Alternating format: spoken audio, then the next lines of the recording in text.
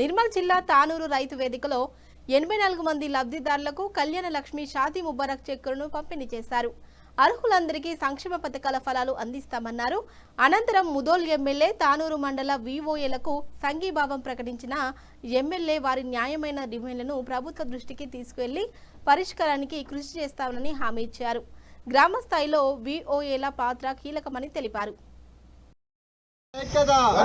కనీస వేతనం HR policy అమలు చేయాలి. హెచ్ఆర్ పాలసీ కనీస వేతనం వివోల ఐక్యత.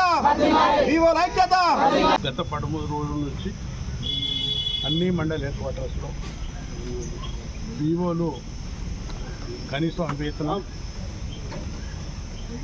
ఇన్సూరెన్స్ పాలసీ, జీవిత బీమా ఏదైతే వాళ్ళు డిమాండ్ చేస్తున్నారో ముఖ్యమంత్రి రేవంత్ రెడ్డి గారికి ఇంకొకసారి చెప్తున్నారు, మీరు ఎలక్షన్ మేనిఫెస్టోలో గెలకన్నా ముందు బీసీసీ అధ్యక్షులు ఉన్నప్పుడు ఈ అన్ని హామీలు మేము కంప్లీట్ చేస్తాం, మమ్మల్ని ఓటు వేయని చెప్పడం జరిగింది.